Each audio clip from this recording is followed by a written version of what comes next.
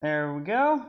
Now you guys should be able to hear me. Good afternoon. Happy Sunday. Welcome to another wonderful Cook Along Live. My name is Robert. I'm your host. Tonight we are going to be making some of Joshua Weissman's orange chicken. It's very similar to Panda Express's orange chicken, but better, to quote him. So what we're going to do is we're going to get started with our sauce here, which, let's see, is going to start with some sugar. Everyone loves sugar. Let me grab my recipe real quick. I think it's 3/4 cup of sugar, which is what we're going to start with. Just granulated sugar will work fine. 2 seconds here.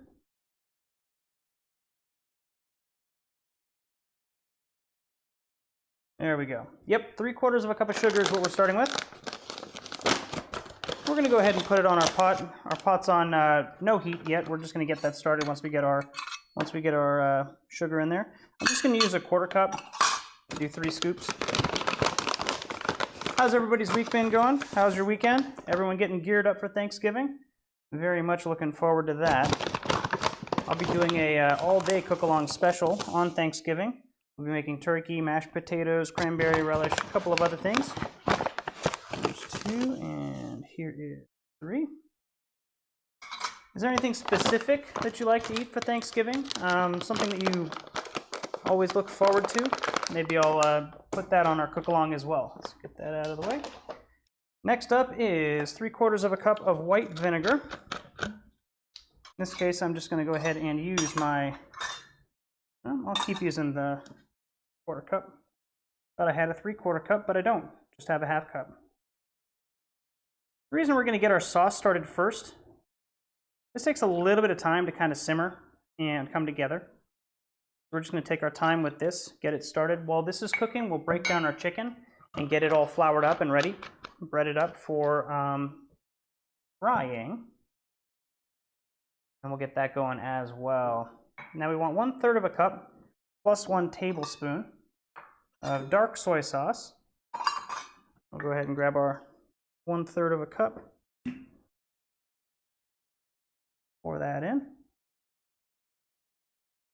You can use regular soy sauce. Dark soy sauce just has a little bit more of a rich flavor, a little bit more umami, if you will. I know that some people don't believe that that flavor exists, but it actually does. It's like mouthfeel, basically, is that richness that you get when you have something that's super, super deep in flavor. 1/4 cup of water is next. I'll just go over to my tap.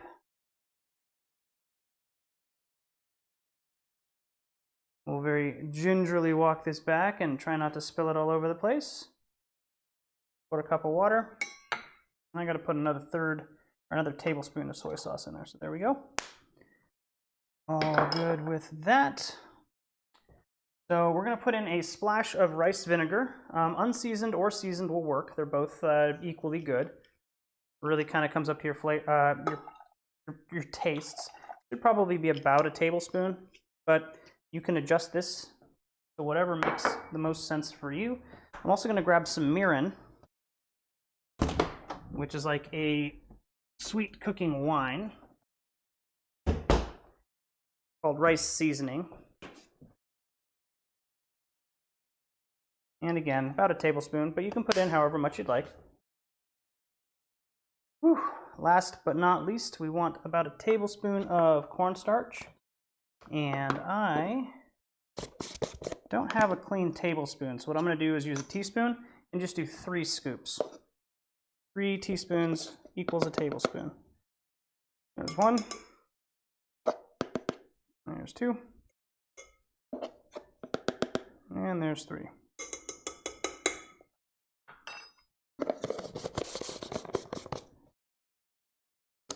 We're going to go ahead and get that whisked in. Now you can put the cornstarch into a little plate or a little bowl with some water to kind of mix it up before you pour it in.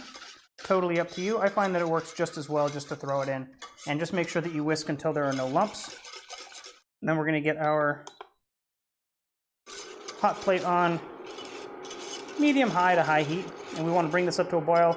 Then we're going to reduce it down to a simmer and let it start thickening up. So while we're waiting on this to come up to the boil, come up to temperature, kind of start reducing, what we want to do is we want to start taking our garlic and our chili and kind of get them prepped up. We're not going to put those directly into the pot. We're not going to put those in while it's cooking, but after it reduces down to whatever consistency we want, kind of like a nice thick syrup, we're going to add them at the end and let them kind of steep. The residual heat after we've finished cooking this down will bring out the flavors of the ginger, the garlic, and the chili pepper that we are going to be adding. So if you like it a little bit spicy, use 2. I'm using some long red chilies because they're a little bit hotter than the Fresno chilies that the recipe calls for. But again, that's totally up to your own preferences, your own flavor profile, and what you like to eat or what you don't like to eat. I like these things a little bit spicy, so I'm going to leave all the seeds in actually and just kind of chop them up as well. And we're going to do the standard cut everything longwise first. Leave the seeds but try and remove the pith. What I'll do is just kind of cut this out like so. And then just kind of run my fingers backwards so that all the seeds come out. Now be careful, do not touch sensitive parts of your body with these fingers. They will not feel very good.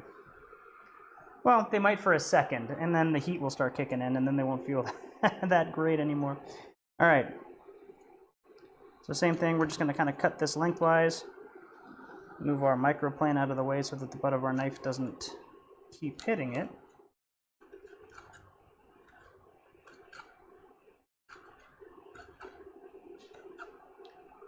And there we go. Now we'll come along our shortwise. We're going to be clawing our hand up like so and using the back of our knuckle as a guide for our knife. Keep the tip of the knife down on the cutting board and just rock it back and forth, up and down. And you should be able to cut through the pepper pretty quickly. The garlic, we're just going to use a microplane grater and grate it down into a nice little paste. And then the same with the ginger. There we go. If you like big chunks of chili, go ahead and leave them the way they are.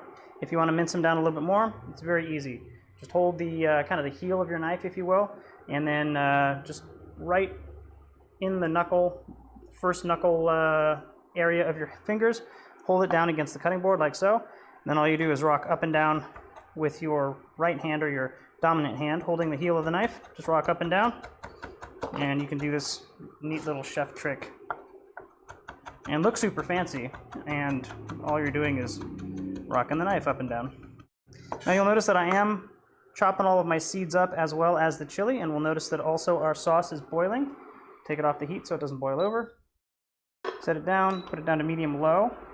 I don't want this to boil, I just want it to simmer. We want it at a low simmer, nice, even kind of bubble, something like so. You see how it's just kind of like oozing upwards? Actually gonna have to turn the heat up just a bit because it's cooling down. But 200 looks like it's gonna work for us. And we just want that nice, consistent, even, constant boil. Simmer. This is going to thicken down. It's going to take about 10-15 minutes to kind of go down. So we have plenty of time to deal with our chili. We're just going to go ahead and chop, chop, chop. Nice and fine. And we are good with our chili. Go ahead and kind of pile that up and slide it off to the side. Like so.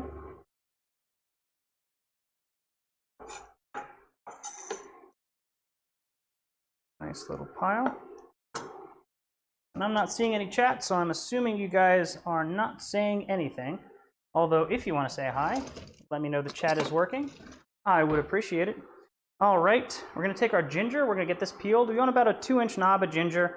I'm probably going to use about half of this. So I'm just going to use a nice rounded spoon and use the edge and just use that to peel my ginger. Now, the benefit of using a spoon is you can get into all the little nooks and crannies. Awesome, Dave. Awesome, awesome. Glad that the chat is working. So spoon works really, really nicely to get into all of the little nooks and crannies. Whereas if you're using just a peeler, you're just going to basically lop those things off.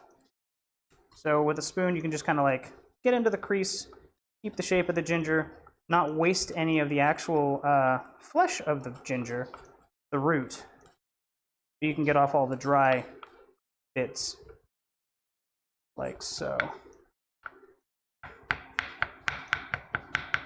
And I'm just kind of cutting off the super dried off end there as well. There we go. Get rid of our skin. We'll grab our microplane grater. Hey, Kim, how's it going? Good to see you too. And we're just going to use our microplane grater. And again, take our time because we're letting this kind of boil. It's reducing as it's going, but it's going to take a little bit, so don't rush. And be careful with the microplane grater. These things are very sharp, and if you catch some of your thumb or some of your finger, you might end up grating yourself. Not a lot of fun. I've done that plenty of times.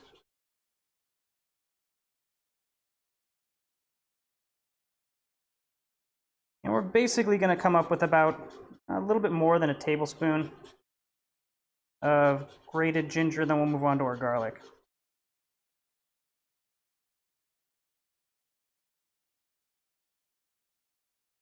Now with the ginger, you'll notice that I'm rotating it and kind of spinning it around as I go.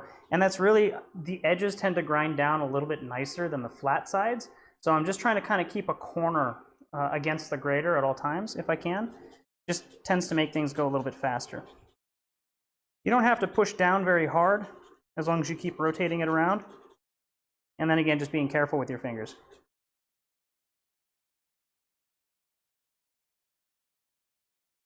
I'll turn this up just a little bit more. There we go. And then just keep an eye on it, make sure it doesn't simmer over, because this is going to be super sticky, and if it gets all over your hot plate, it's going to be a pain to clean. Turn that down just a notch. I'll just keep an eye on it. So I'm using an induction burner. This thing was like 50 bucks on Amazon. I've been using it for years. I love it. If you got a flame, that's even better, or honestly, I think induction's on par with flame, or slightly better. But electric cooktops are a little bit more difficult to kind of dial in to the temperature that you want. Just play around with it. We're not in any rush. If it starts to boil up a little bit too much, just shake the pan. Should reduce the bubbles. If not, just turn down the temperature a little bit. It'll reduce it that way as well. Hey, Mom, how's it going? Oh yeah, SpaceX is doing their Dragon launch today too. I did not have a chance to catch that. I'll go watch the recording later. Got a good bit of ginger. Go ahead and just set that off to the side right next to our pepper. All of this is going to go in at the same time, so if it mixes, it doesn't matter. And last but not least, go ahead and dry off my board just a bit. Last but not least, we'll grate down our ginger. I've got a couple of small cloves. See if I can grab a bigger clove. Got a nice sized head of garlic over here, but first clove off of that one was kind of small. Let's see if I can pull a larger clove off of this bad boy. Now, you can use the smaller cloves. They work just fine. A larger clove will just be easier to manage. There we go. I'll use those two guys. Nice chunky cloves. Easiest way to peel garlic, take the rounded side, or like the concave side. Go ahead and put that down towards the cutting board, flat of the knife on top. Just give it a nice light little crunch. And you might split the clove in half, but the skin will peel right off. I said the skin will peel right off.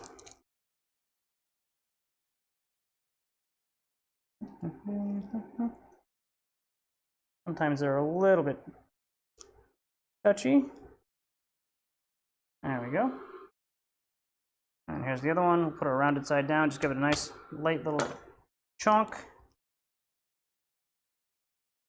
I'll peel the skin right off. You can use a garlic crusher if you want. Honestly, why would you want to dirty something else? We've already got our microplane out. It's already dirty. So go ahead and Keep on dirtying the same utensil. Now with the garlic, again, be very careful with your fingers because the garlic minces down very, very quick, as opposed to the ginger, which takes a little bit more effort. So just be cognizant of where your fingers are.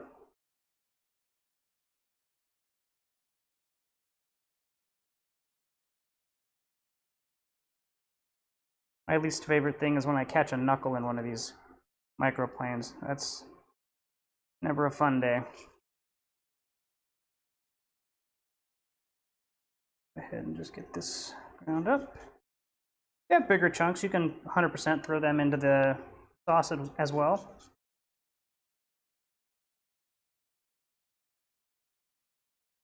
It'll just give you a little bit of a chunky sauce.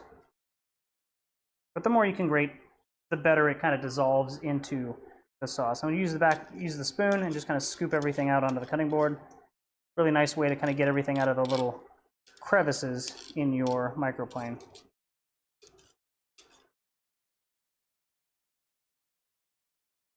There we go.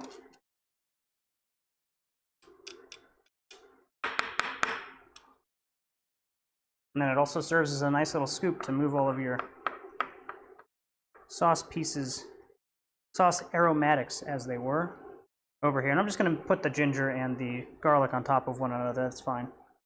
Not going to hurt anything. All right, we're going to let our sauce kind of simmer down. Going to give it a nice stir with a spoon. See how thick it is. That can come down a little bit more. Maybe another 5 minutes. Cool. So while we're waiting on that, what I'm going to do is I'm going to pull out my deep fryer and get that kind of warming up. If you don't have a deep fryer, just get a nice big cast iron pot. It doesn't have to be super deep. It can actually be like a normal cast iron skillet or a normal stainless steel skillet. And we're going to fill it with oil and deep fry our chicken once we kind of get it going. The other thing we're going to do is kind of break down our chicken while we're waiting for that to come down. And we will get our orange chicken going. Now is also the time to put on your rice. So if you are planning on serving this over a bowl of rice, or if you have some chow mein that you're going to be using, now is the time to get that started as well. Tonight, I'm just going to focus on the chicken and the sauce, and not do that. I know the original picture I did, but tonight I'm not going to worry about it. The sauce here is also super, super versatile. So if you cook this sauce and you don't want to use it on orange chicken, you want to use it on maybe some stir-fried veggies or something like that, it's a delicious sauce to top pretty much anything. The last thing that you're going to have to put in is the juice and the zest of an orange, and I just realized I forgot to pick one up. So I guess I'm not having orange chicken. I'm just going to be having some awesome sauced chicken. So be sure you pick that up. Let me double check and make sure I don't have one in my fridge. I don't believe I do. Nope. So last but not least, juice and zest of one orange. That should go in now as it's cooking, and it will help to flavor your orange sauce. And I can always add it later too, so I'm not super worried about it. I'll make my orange chicken a little bit after you guys finish it. So cool. Let me go ahead and grab my deep fryer back here. Try my best to make as much noise as possible. Make sure that my neighbors are awake. Let's go ahead and get that out on the cutting board. I'm going to move this bad boy backwards, like so. I don't think y'all need to see it simmering anymore, but let me know if that's something that you're really, really interested in. And we'll just get him set right there. I may need to move this. I think I will. This is always fun when you're playing with power cords. Give me 2 seconds to grab an extension cable.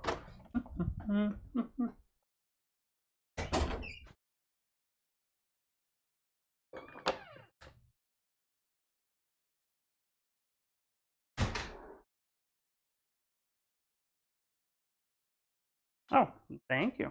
You happen to have an orange. I appreciate it. Are you guys making yours?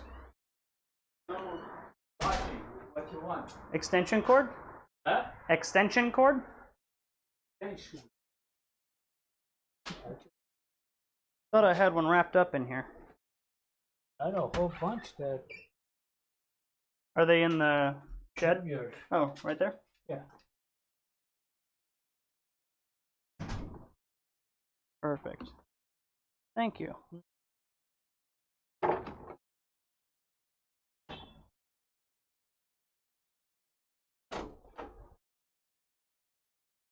I'm back, and through the magic of editing, we found an orange. And by the magic of editing, I mean my lovely neighbors, my dad and my stepmom, decided to run an orange over since they happen to have one, which is awesome. Thank you so much, Dad. Thank you, Cindy. And let's get our deep fryer set up.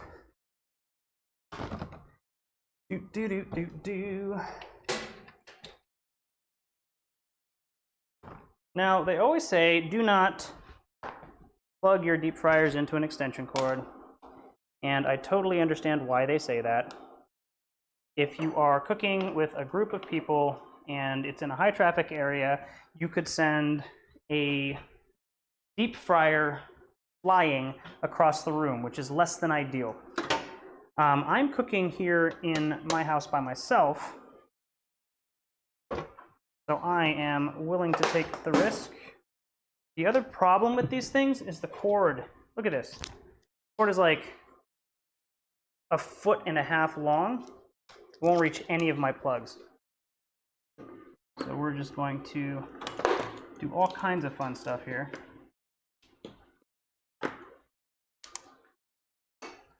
And see if I can not kill myself. There we go. We want this up to 375.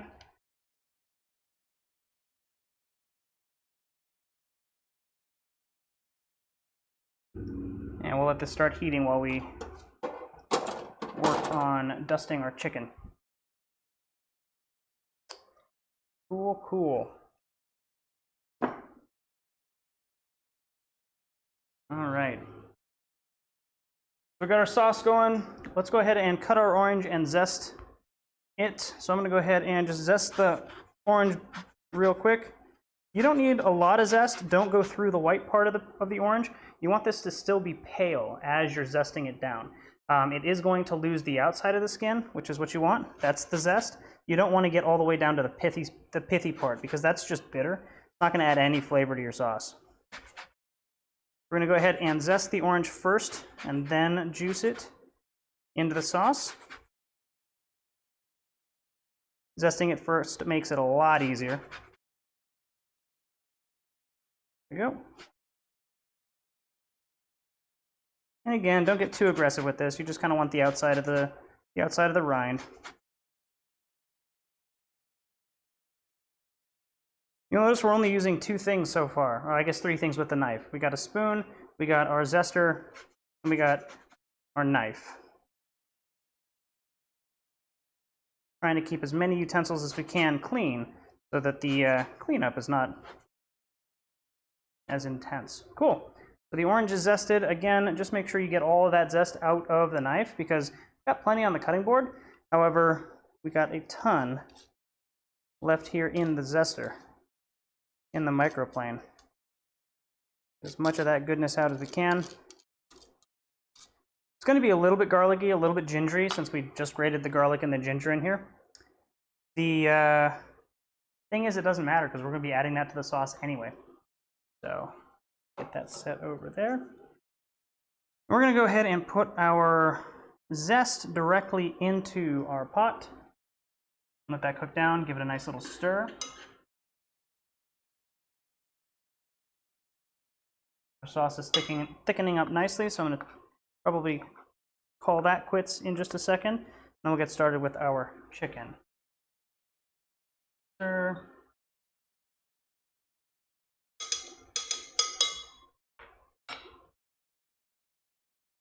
Juicing the orange is super simple. Literally just cut it in half. I'll just do this. Oops. Take that guy off. That's not fun. Not time. Temp. Those magnetic plugs are great for safety, terrible for actually cooking. There we go. Let that come back up. So I'm not seeing any seeds. We'll see if any pop out while I'm squeezing this bad boy out. We'll catch up on the chat. Ha! Takeout orders. Yeah, I wish. And yes, Dave, the orange is sus. That's why I'm voting him off the island and squeezing him into this sauce. Get as much of the juice out as you can. If you have a reamer, like a citrus reamer, which I actually do, these things are a great way to get all of the juice out of an orange, or a lime, or a lemon. And they're easy to clean, and they're like $5. Highly recommend them.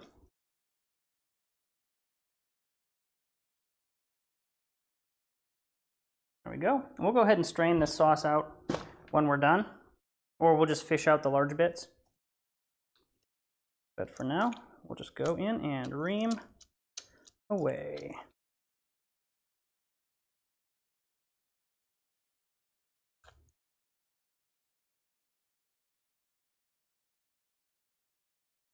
Now, if you add your orange juice into the sauce as it's reducing, what's going to end up happening is all of the moisture, all of the water content from that orange juice is going to evaporate as the sauce is cooking down.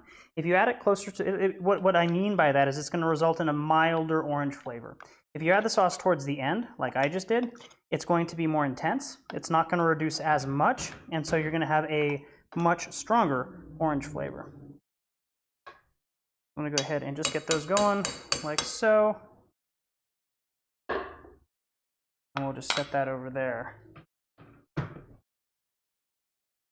And get this going on medium-low again. I think we had it right about there. Cool. Time to move on to our chicken. So I'm using boneless, skinless chicken thighs. You'll notice that I have a fresh package here. We are truly doing a cook-along live tonight. Got about 1.5 pounds. If you have any excess water like this, go ahead and pour it out at the sink. And then we're going to pull our chicken out. I'm not super worried about this being ultra dry like we generally do if we're trying to get like a nice golden crust, because we're going to be deep frying it and we're going to be breading it first. So it doesn't really matter if it's super dry. I am going to put down a layer of, paper towel, just to give it like a cursory dry.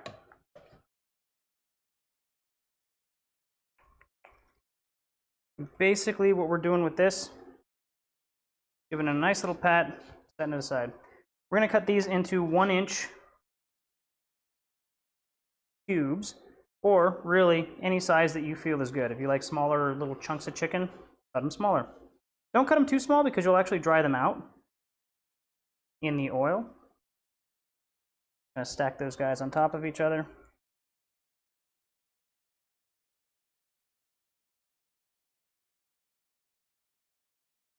Yes, minimal cleanup is awesome. I'm not a fan of, well, not that I'm not guilty of it, but you know when you cook and you're done and then you realize, yeah, I could have used half of what I used.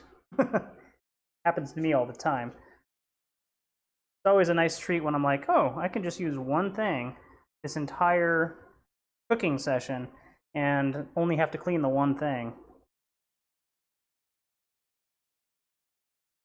Last one. I'll get this all nice and patted dry.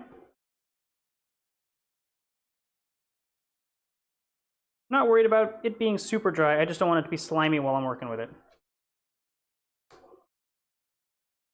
There we go. Now, if you're not a fan of the fat, go ahead and trim it off. It really doesn't do anything one way or the other, but totally up to you. It's really as simple as just putting like the edge of your knife on, just kind of scraping it. Let's see if I can do it this way better. You just kind of scrape across the fat and it'll come right off.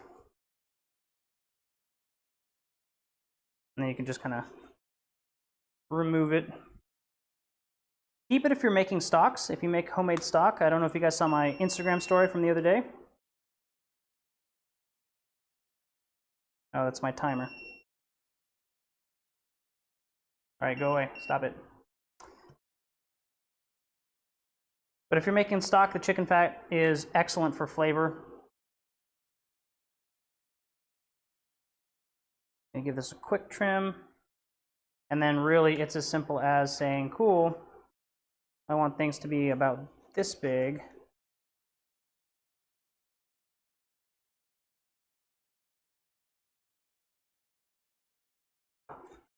And I've got this big like fatty piece right here. I'm not a fan of chicken fat myself, like eating it. So I'm just gonna go ahead and take this like globule of fat and get rid of it. I'm sure I heard a couple of people just gasp in horror as I throw away the best part of the chicken. But you know what? I don't like fat, so I'm not gonna eat it. You should eat what you enjoy, not try to force yourself to enjoy things you don't like. Same thing with this. If you wanted to scrape off the fat, just kind of shave it off with your knife, like so.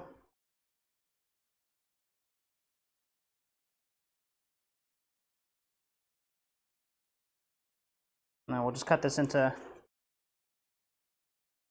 nice long strips. Keep an eye on our sauce. Pretty good.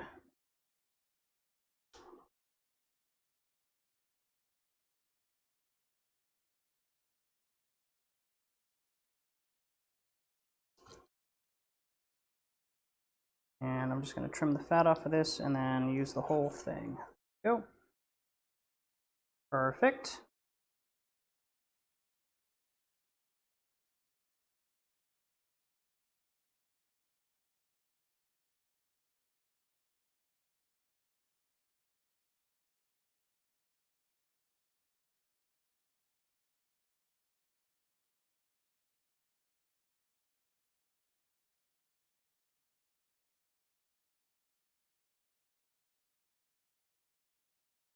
Sauce is getting thick, not quite there yet.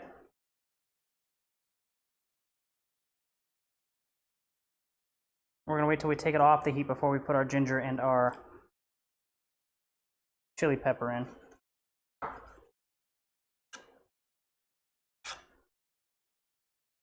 There we go. Now I like to cut everything lengthwise first and then go back and cut things down a little bit finer. So here we've got some nice long inch wide strips that I want to also be about an inch thick, so like an inch by inch cube. So now I'm going to go back, grab all of my pieces. It just goes faster this way because see, now I can line everything up and say, cool, I want everything to be about this wide, and just make it so.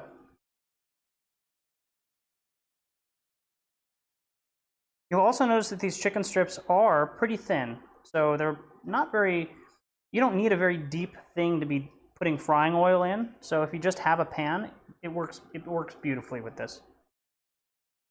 Don't stress about it. Just get your pan up to a medium-high heat. Make sure the oil is nice and hot.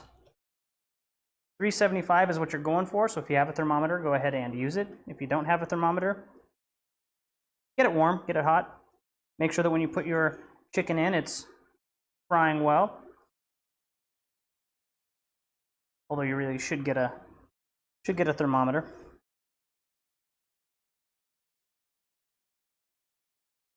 Thermometers are cheaper than deep fryers. Deep fryers are easier. And I absolutely should schedule these around the SpaceX launches. Well, mine is always on Sunday at 4:30, so SpaceX should just go around me. You know, I don't see why they get the priority. Cook Along Live is definitely a much cooler thing than a space shuttle launch. I'm kidding. I'm absolutely kidding. Space launches are awesome. All right, there we go. Last piece. Awesome. Chicken is ready. How are we doing, sauce? Sauce looks pretty good. I'm happy with that. It is going to thicken up a little bit as it cools down. So it does look kind of watery, but it's going to be nice and thick once we're done. So I'm gonna go ahead and take my garlic and ginger, stir that in,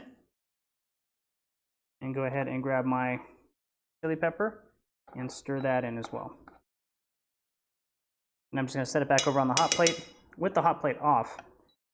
Let it kind of steep. Make sure you get a nice mix in.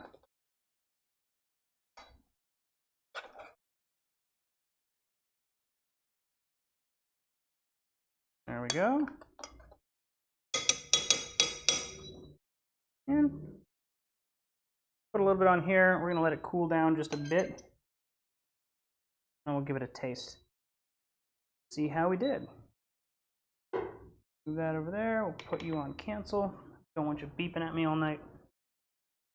Awesome. So let's go ahead and put together our dredging station. So what I'm going to be doing, I've got this really nice metal kind of platter and a bowl.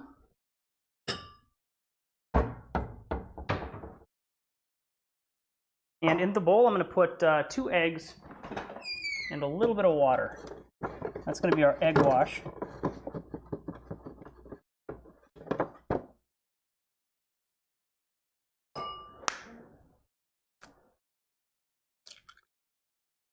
And just scramble these guys together. Fun fact, if you hit 2 eggs together, it's a great way to crack them. Only 1 egg will break. A little bit of water in here. We'll whisk it up with a fork.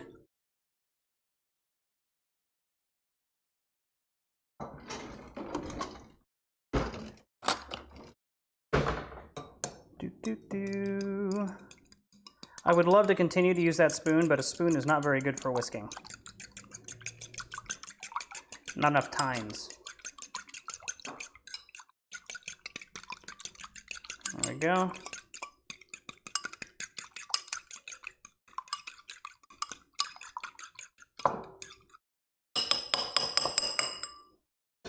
With our microplane, we'll put that there, we'll put you there. I'll move the fork over to the side. Now, what we are going to do is we're going to put a half cup of all-purpose flour in here.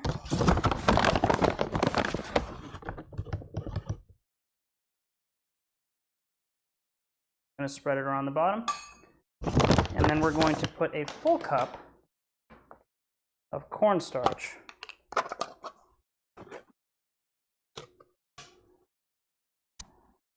I'm just going to go ahead and do this.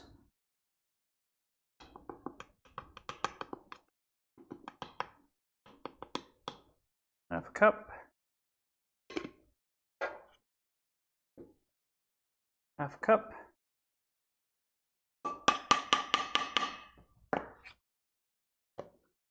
There we are. Grab our whisk. We'll just go whoop. Just make sure that it's combined as best we can get it. Now, some people like to season their flour and cornstarch mixture. That's great if that's what you want to do. I prefer to just go ahead and season our chicken. We have it out here on the board, and we can make sure that all of it gets coated with seasoning, salt, pepper, whatever else you want to use. So that's what I'm going to do. I'm just going to go ahead and kind of flatten out my chicken a little bit and just make sure I get some good even coverage. We're seasoning our chicken now because once it goes into the oil and once it's cooked and then we pour sauce all over it, you're not going to really be able to season the chicken. So you might have a really flavorful sauce and then you'll have bland chicken inside. Not the best. Kind of ruins the whole experience. I'm going to go ahead and give it a nice little mix. Get as much of that seasoning mixed through as we can. Just make sure that it's as even as you can get it.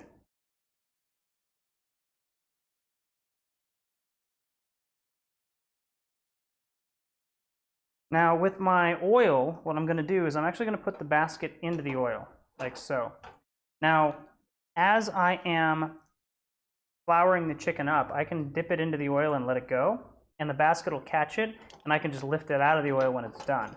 That way I'm not worried, and it won't stick to the basket. because it'll kind of flash fry the outside before it hits the basket, so you won't end up with a piece of chicken stuck to the basket. I might need to add a little bit of oil to my fryer. Nope, it's good. Yeah, it's good. Okay, we're good. Got a dirty hand, we're all good. I'm not gonna add any pepper to mine. I don't like that. I would rather just use the sauce to kind of season it that way. So here we go. This is super easy. We're gonna take our chicken, dump it right into the flour. I do piece by piece. Easier that way for me.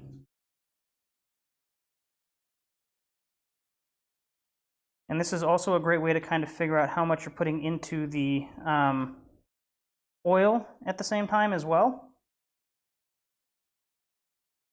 If you put it in one layer, a layer in here will be about a layer or about enough to fill the oil without overcrowding it. Go ahead and do this. And this is the fun part, because now you got a really wet hand, you got a dry hand. You're gonna go ahead and use your dry hand to try and get these guys coated as best you can. Generally speaking, cornstarch will start flying everywhere. Just a fact of life. So deal with it.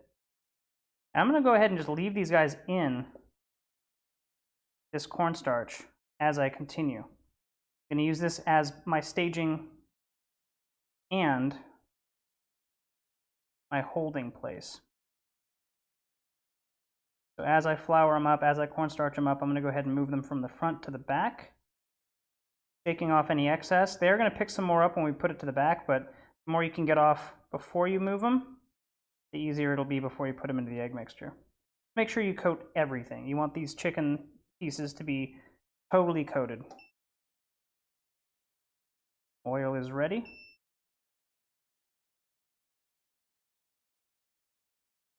All right, chicken pieces are all coated. We're going to take our chicken pieces. We're going to dust them off as best we can, maybe flick them a couple of times, get any excess flour off of them. We're going to dip them into our egg mixture, dry them off, and then right back into the cornstarch. There we go. Now I'm going to move them back to front. I've already done front to back. Now I know the ones in the back are the ones that I'm waiting to double dip, basically. There we go. Cornstarch, and then up to the front. There. Cornstarch, up to the front. I'm going to do this with all of the pieces of chicken that I got. And we're just going to pile them all up in the front. This is how you get that really nice crispy exterior on your chicken pieces. Just takes a little bit of time. Now, a really cool, fun aside, after you deep fry these guys, or shallow fry, whatever method you're using, don't dress the ones you're not going to eat. Only put the orange sauce on the ones that you are planning on eating tonight. Anything else, go ahead and just leave it fried, cover it up, put it in the fridge, overnight, whatever. If you have an air fryer, put it on air fry, like 350, for 5 minutes, 10 minutes the next day, and the crispy skin will come right back. Best way to reheat these, and then dress them up the next day. Again, the sauce will last a couple of days. So if you don't use it all on your chicken tonight, cool. You can use it on other things.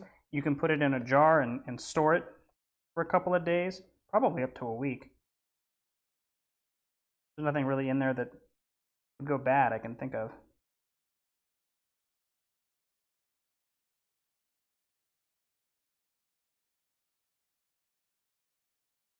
Go.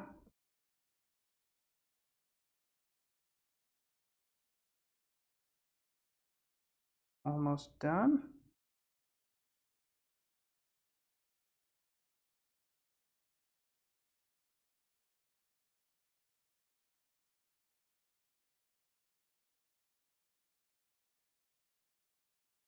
And the last one.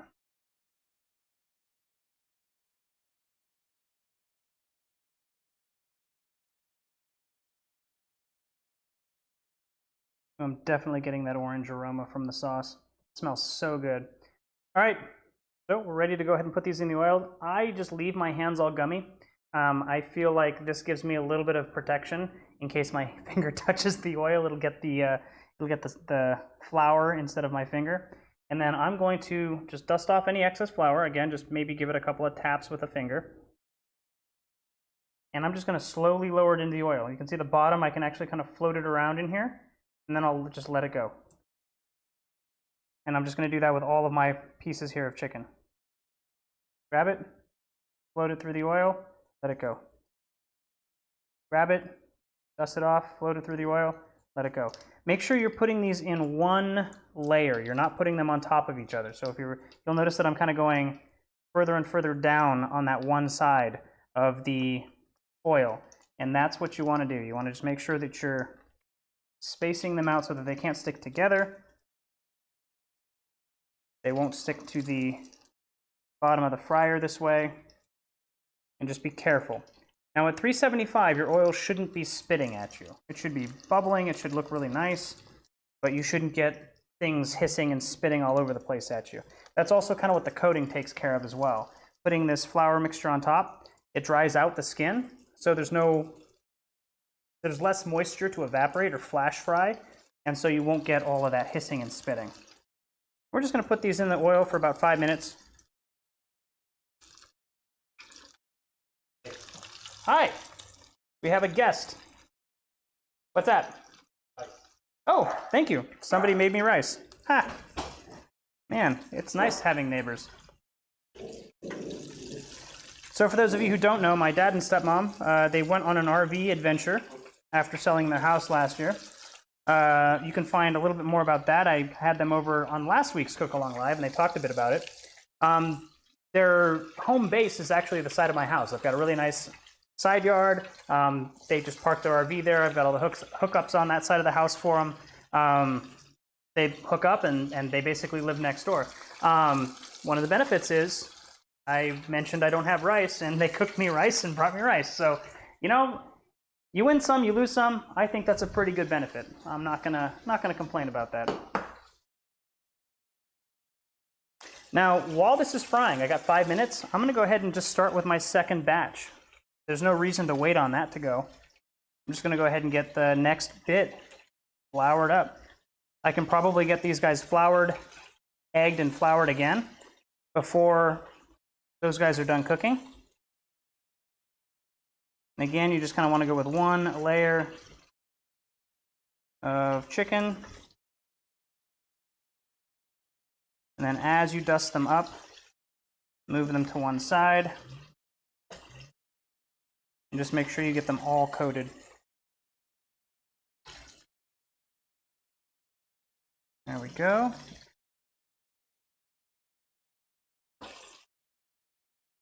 Take off the excess. Make sure they are thoroughly coated.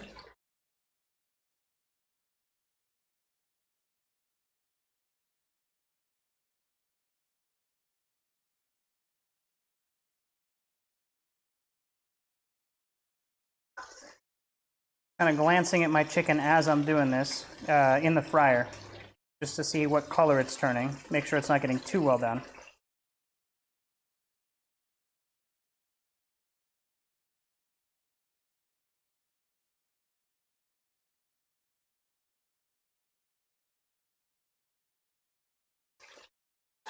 And then we'll just continue. Egg, cornstarch, egg, cornstarch. Why don't I buy a longer cord and an appropriate connector? That is a very good question, because I'm lazy, to be perfectly honest with you. The other reason is they don't make the magnetic connectors with any longer cord that I've been able to find. Maybe they do. But as far as I've ever seen, the 1.5 long connector cord is the only thing I've ever seen. So I would love a link, if you have one, to a longer cord, because while I don't fry often, it would make it a little bit safer. For sure.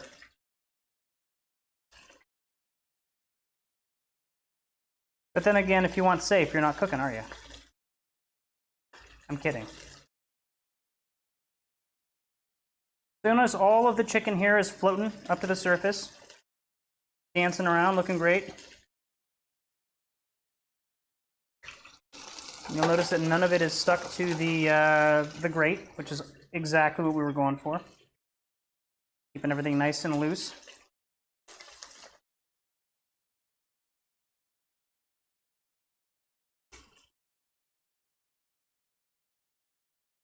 There we go.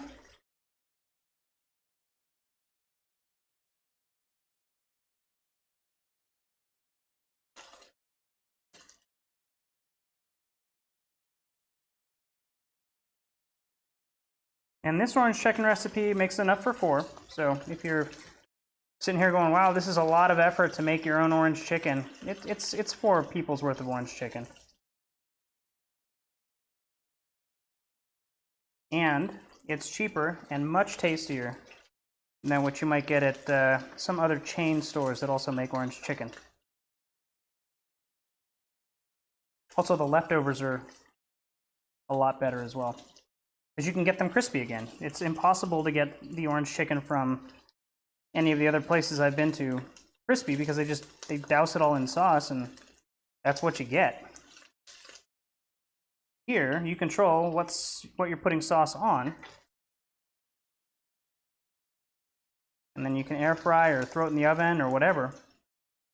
Bring back some of that crispiness. Besides, this really doesn't take that long. Just a little bit of repetitive stuff here with the cornstarch and the flour.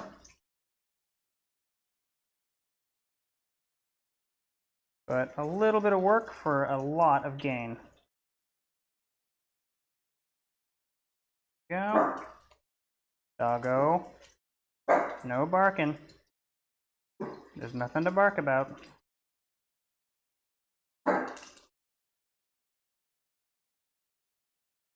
Go. Oops. Egg. Deep fryer is sus. Yeah. All right, speaking of deep fryer, these guys are done. So I'm gonna go ahead and move a couple of things out of the way. Got a nice little draining rack here. I'm just gonna let them drain. We've already seasoned the chicken, so we don't need to add any salt or anything. Like, these guys are good to go. I'm just gonna set them aside, let them cool just a bit, and get these guys going. Now what I'll do is I'll plate up our first bowl of orange chicken.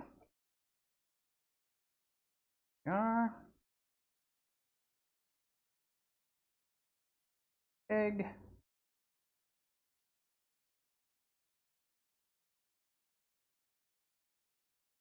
You guys ever make that cornstarch stuff when you were a kid? I think it was called oobleck.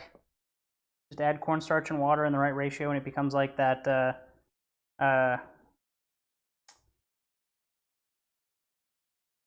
physics simulation where if you're hitting it too hard, it becomes almost solid, and then if you go easy enough, it turns into a liquid. That stuff was crazy. All right, let's get this back in the oil. Go ahead and start with our next round of chicken. I think it was called oobleck. And being gentle with this, putting it in gently, putting in one side and then releasing it so that it doesn't splatter or splash.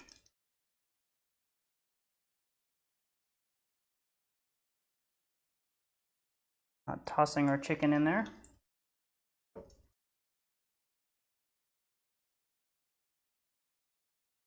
Just making sure that it's got plenty of cornstarch and flour on the outside. That's where you get your texture from in the crust, is the cornstarch and the flour. The more irregular it is, the more fun the exterior texture of your chicken will be.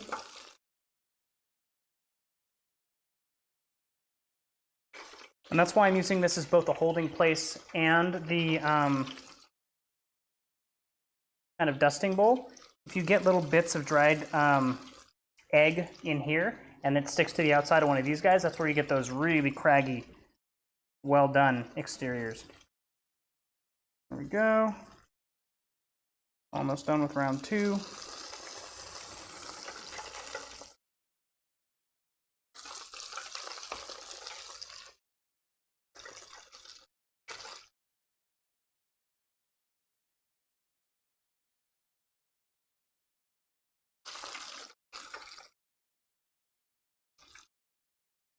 And there we are. Cool. Gonna wash my hands. I'll be right back. We're gonna get our first bowl plated up.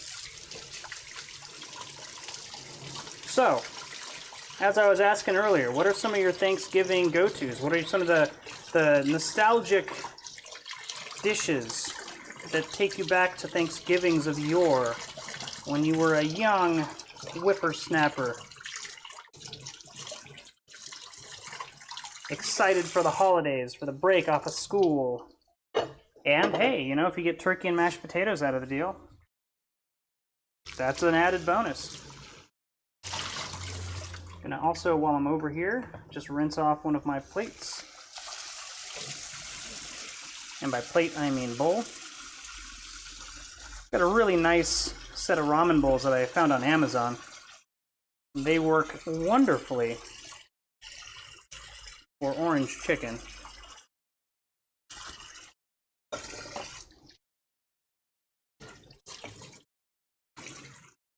Go ahead and just give it a nice little rinse.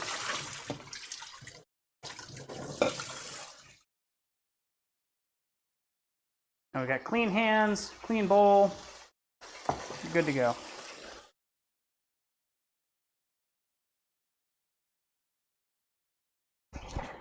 Pumpkin pie spread, ooh, yum. So if it's a pumpkin pie spread, I assume she doesn't cook it. It's probably like a flavored spread, pumpkin pie flavored spread. Sounds really good. Baked brie and mushrooms, also tasty.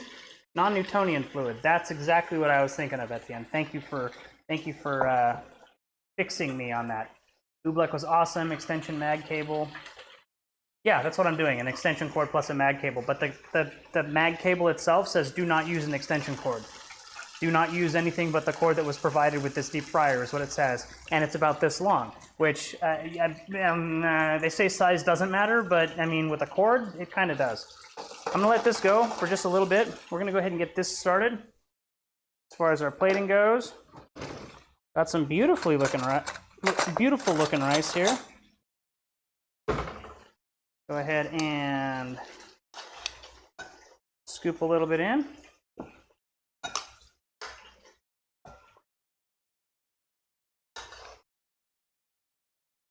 Something like that. I'm gonna do a little bit of an offset thing here. We'll put some rice on one side, get our chicken doused, and put in on the other side. Nice and fluffy. Put this back over here for now. That's going. Our sauce is done. Let's find a vessel to toss. You know what? I'm gonna use my mixer bowl. I'm running out of space. This is always fun. Got my mixer bowl. We're gonna go ahead and put our orange chicken, fried chicken in here.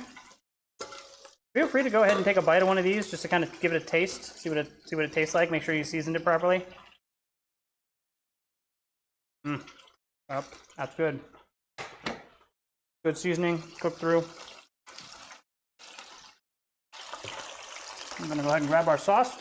You'll notice it's a lot thicker now than it was. Just gonna go ahead and pour a little bit in.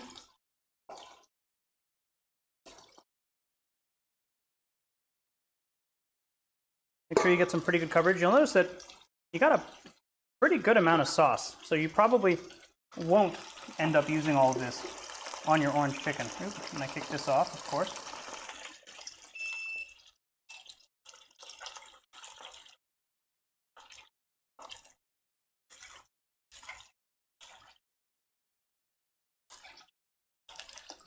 There we go. Then, of course, you can just toss it like so. Make sure that you get it all coated and all covered with your wonderful sauce. Or you can use a spoon like a normal person. But I like acting like a chef if I'm in the kitchen. Why not?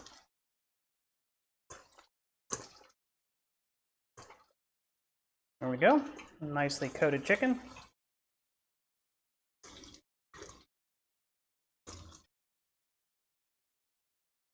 And I can go ahead and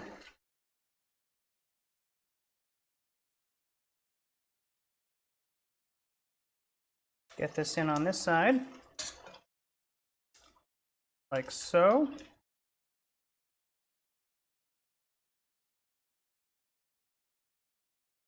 Nice little spread of chicken. Nice little spread of rice.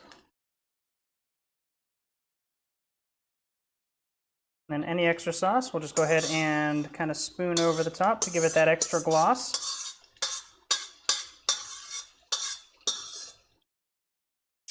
And there we go.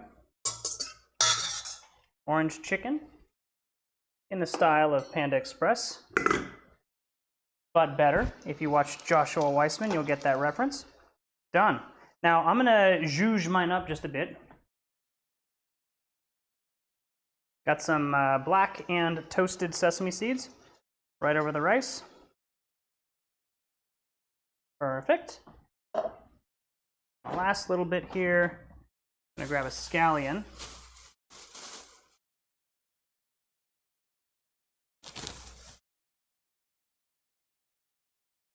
And a clean cutting board. One that doesn't have chicken all over it.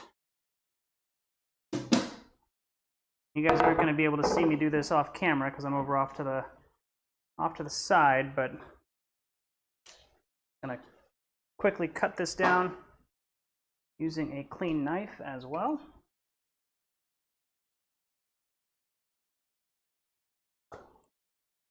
Now, the way that I'm cutting this onion, I'm going to show you, but I'm not going to actually be able to demonstrate it on camera.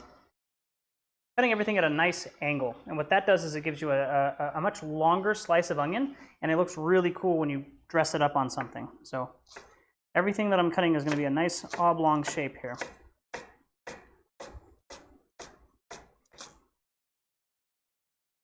Cut a bit of the white. Also cut a fair amount of the green for that contrast. There we go. Give it a little bit of a mix. And here are our sliced onions. You'll notice that they are cut into almost diamond shapes, which is kind of interesting and fun. And then you can just sprinkle them right over your orange chicken. So you got a nice spicy, oniony, delicious-y sauce. What is beeping? Stop beeping. All right. Second round of chicken is pretty much done. So I'm just going to go ahead and pull it out, and we're going to call that an episode. Take a look at this. Beautiful orange chicken. Done. And then I guess I can switch to the host cam like so. Go it to you this way when the camera's not focusing, but that's cool. I will have a photo of this on Instagram. I'm going to go ahead and dig in and let you know what I think. And grab a fork.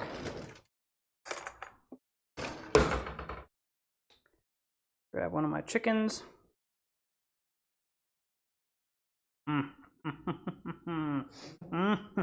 Oh yeah. Oh yeah, Joshua Weissman nailed this one out of the park. This recipe is amazing. If you don't follow him on YouTube or Instagram, go check him out. He does a lot of cooking videos as well. He's the one who does a really good sourdough bread recipe. If you've never made sourdough but have ever been interested in doing it, it's a foolproof recipe. I've done it, and it's fantastic. Anyway, hope you guys enjoyed. Highly recommend you give this a try. Looks fantastic, tastes amazing, way better than the stuff that you get at any of the chains that you can get Chinese food from. Takeout Chinese food. Takes a little bit of time to make, but again, this is one of those recipes that you can get 90% of it prepped ahead of time, and then when it's time to cook, go ahead and fry the chicken reheat your sauce, douse it, you're good to go. So hope you give this a try. Have a wonderful Sunday evening. I hope you guys have a great week coming up, and I'm looking forward to seeing you next week on the next Cook Along Live. Have a great night, everybody. Bye.